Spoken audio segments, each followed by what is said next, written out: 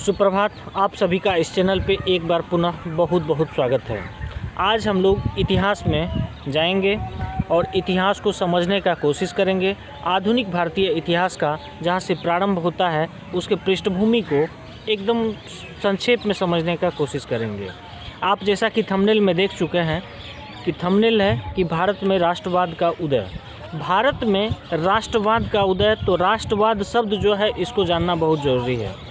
राष्ट्रवाद शब्द का अगर हम सही में परिभाषा देना चाहें या फिर उसको समझाना चाहें तो हम कह सकते हैं कि किसी भी एक भौगोलिक क्षेत्र में, यानी अगर भारत की चर्चा करती है तो भारत के सीमा के अंदर का जो क्षेत्र होगा वो भारतीय भौगोलिक क्षेत्र कहलाएगा।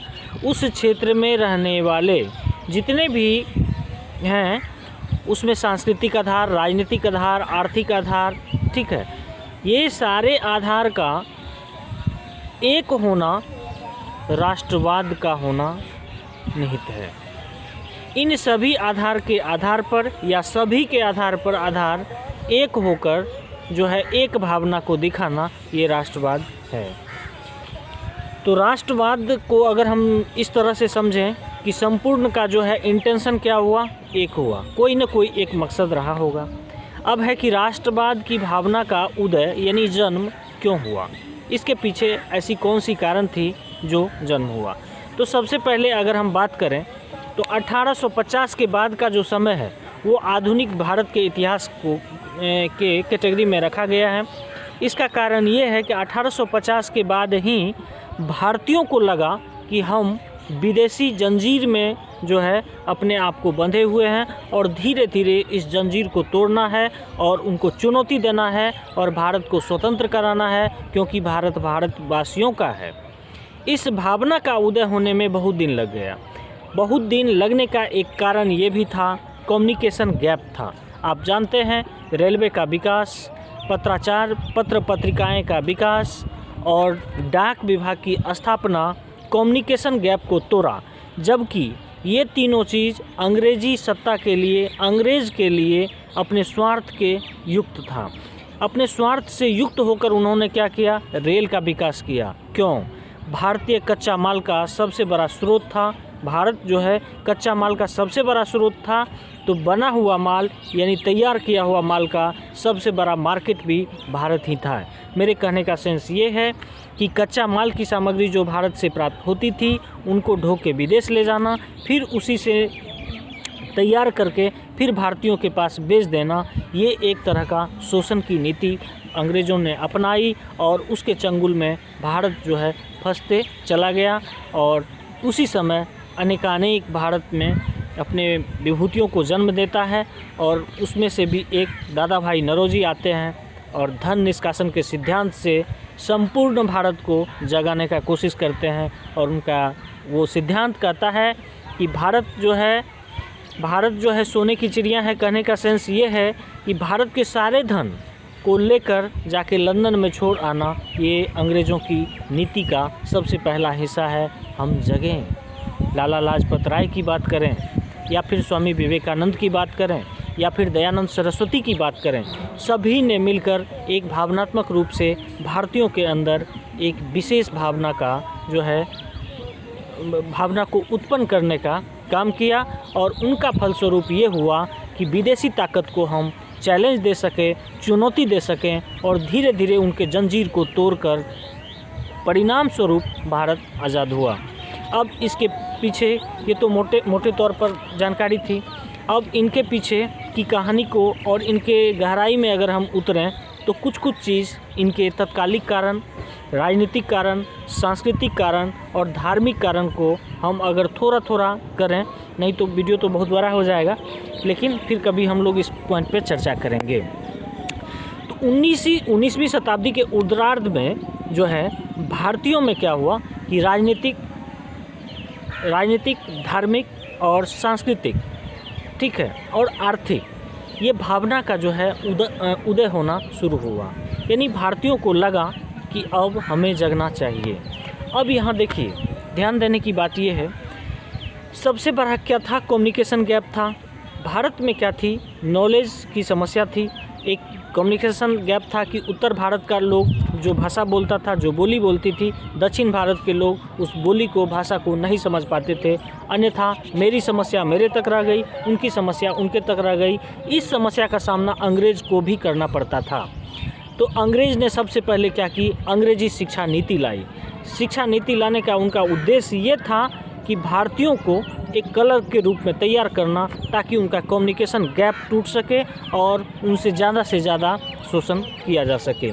और इसका फ़ायदा इस तरह से मिला भारतीयों को कि इनका भी अपना में जो है कम्युनिकेशन गैप टूट गया, और जो बात ये नहीं कह पाते थे आज कहने में संभव थे, और एक दूसरे को समझने में भी संभव थे। सपोज़ कीजिए कि उत्तर भारत में पानी की कमी है और उस चीज़ को वो दक्षिण भारत तक नहीं पहुंचा पाते, लेकिन दक्षिण भारत के लोग भी अब अंग्रेज़ी जानने लगे, उत्तर भारत के लोग भी अब अंग्रेज़ी जानने लगे, पूर्व के लोग भी जानने लगे, पश्चिम के लोग भी जानने लगे। अब जब एक भाषा का चयन हो गया और वो भाषा की जानकारी मिलनी शुरू हो गई, अब इसके पीछे अंग्रेज़ क्या था, एक अंग्रेजी कलर उनको स्थापित करना था। लेकिन क्या हुआ, भारतीयों में भी कम्युनिकेशन गैप टूटा, फलस्वरूप राष्ट्रवाद की भावना का उदय होता है। अब हम आते हैं इस पॉइंट पे, एक सुने होंगे इल्बर्ट बिल, या फिर 1857 को लेते हैं। 1857 की लड़ाई सबसे पहली लड़ाई थी जो अंग्रेज़ों को, अंग्रेज़ी सत्ता को और अंग्रेज़ी ताकत को एक चुनौती दिया और एक चैलेंज दिया। लेकिन हमारी हार हुई, इसके पीछे की जो अनेक कारण हैं उस बात को नहीं जानना है, लेकिन एक भावनात्मक रूप से उदय तो हुआ कि भारत भारतीयों का, भारत से प्रेम की भावना तो उत्पन्न हुई, और भारत से प्रेम की भावना उत्पन्न होना ही राष्ट्रवाद की भावना का उदय होना है। ठीक है, हम आते हैं अब रेलवे के विस्तार पे।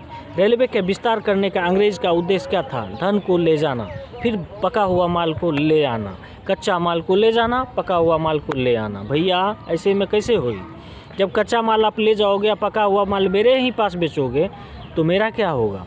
अब मैं बताऊं, अंग्रेज़ ने क्या किया, भारत में जो लघु उद्योग, ग्रामीण उद्योग था उसको नष्ट कर दिया। उसका जो आर्थिक जगत था, आर्थिक जो क्षेत्र था, उसको एकदम विध्वंस करके औपनिवेशिक आर्थिक दृष्टिकोण से जो है उसको तहस नहस करके अपना सर्वस्व काबिज कर लिया। अब भारत क्या हुआ, भारत दबा दबा महसूस करने लगा। भारतीयों को लगा अब हमें जो है विदेशी ताकत को चैलेंज देना ही चाहिए, उसको चुनौती देना ही चाहिए। फलस्वरूप क्या होता है, भारत से प्रेम होते हैं। भारत से प्रेम होने के बाद भारतीयों में भारत के प्रति एक भावना का उदय होता है, जिसे कहते हैं राष्ट्रवाद की भावना। ठीक है, अब इसके पीछे देखिए और भी कारण है। कोई भी भावना का उदय एक बार नहीं हो सकता है, उसके पीछे अनेकानेक कहानियाँ और अनेकानेक जो है उसका जो है प्रेरणा मिला होता है।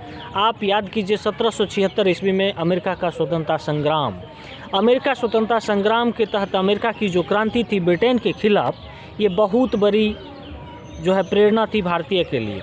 1776 ईस्वी में अमेरिका जब स्वतंत्र होता है ब्रिटेन से, तो सबों को लगा, सबों मतलब खास करके भारतीयों को लगा हम भी स्वतंत्र हो सकते हैं। अब पहली बात, एक चीज़ और मैं आपके ब्रेन में क्लियर कर देना चाहता हूं कि उस बात की जानकारी यहाँ तक कैसे मिली।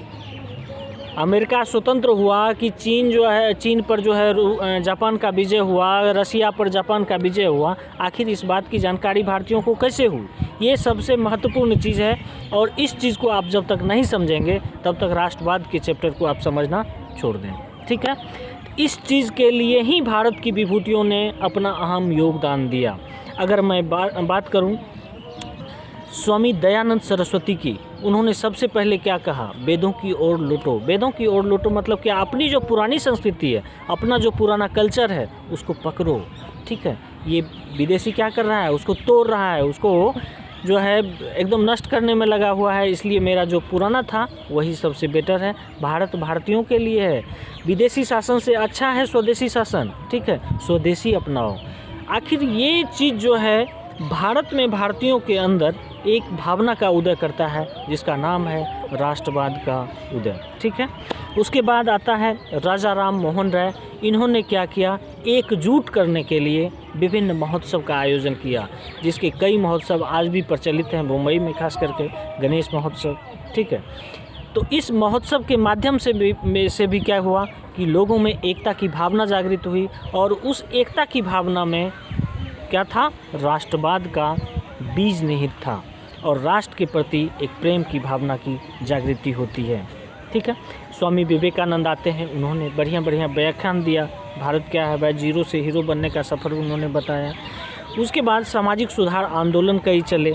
इसी क्रम में क्या होता है कि अनेकानेक, हाँ सबसे बड़ी टॉपिक ये है कि 1885 में कांग्रेस का जो है स्थापना होता है। तो कांग्रेस के स्थापना भी भारत के लिए एक बहुत बड़ी स्तंभ के रूप में खड़ी हुई। क्यों हुई?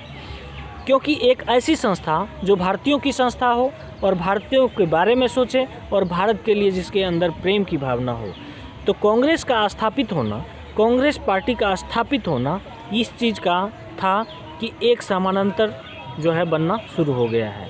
आप जानते हैं सबसे पहले 1885 में सबसे पहले कहाँ, मुंबई में हुआ, मुंबई के बाद मद्रास हुआ, मद्रास के बाद कलकत्ता हुआ, कलकत्ता के बाद इलाहाबाद, इलाहाबाद के बाद इस तरह से भारत के अनेक क्षेत्रों में अनेक समुदाय के द्वारा जो है उनकी अध्यक्षता की गई। प्रत्येक मतलब जो उनका बैठक होता था उसमें समुदाय को चेंज किया जाता था।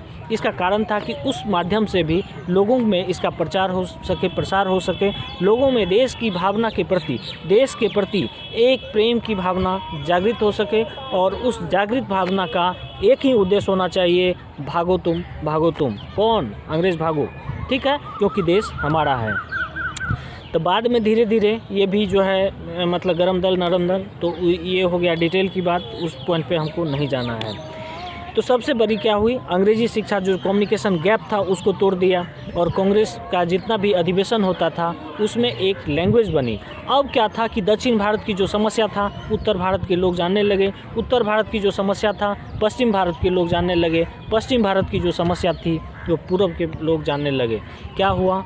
फलस्वरूप इसका परिणाम ये हुआ कि लोगों में विदेशी के प्रति, अंग्रेजी के प्रति, अंग्रेज के प्रति क्या हुआ, एक विरोधाभास उत्पन्न हुआ और उनका परिणाम हुआ राष्ट्रवाद का उदय हुआ, भारत के प्रति उनका प्रेम बढ़ता चला गया।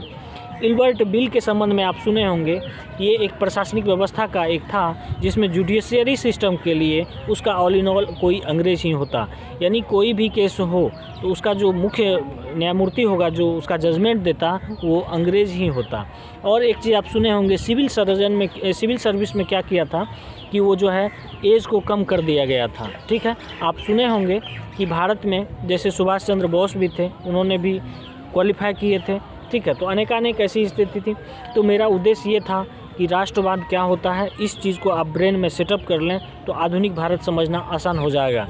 खास करके आप समझ सकते हैं कि भौगोलिक क्षेत्र, भारत के भौगोलिक क्षेत्र में भारत के प्रति एक विशेष भावना, चाहे वो राजनीतिक हो, आर्थिक हो, सांस्कृतिक हो या जो भी हो या सभी हो, ठीक है, वो राष्ट्रवाद है, राष्ट्रवाद है, राष्ट्रवाद है।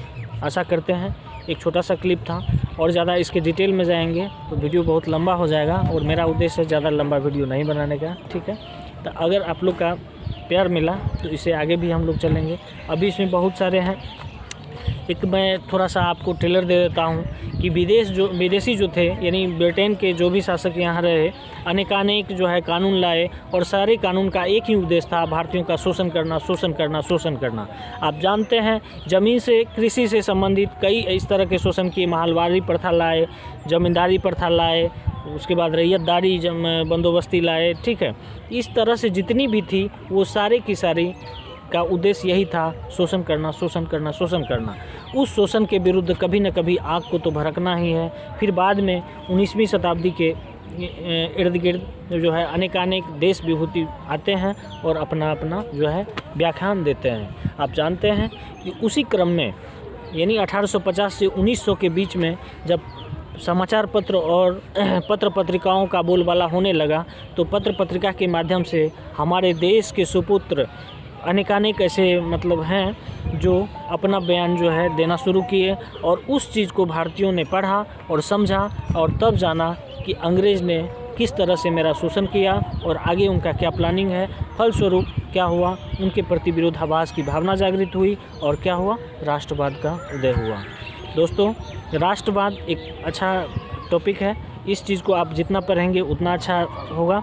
और हम कोशिश करते हैं कि एक यूनिक टॉपिक पे जो है चर्चा किया जाए, ठीक है। आशा करते हैं अच्छे होंगे, थोड़ा सा सपोर्ट कीजिए। धन्यवाद, मिलते हैं फिर किसी नेक्स्ट टॉपिक पे।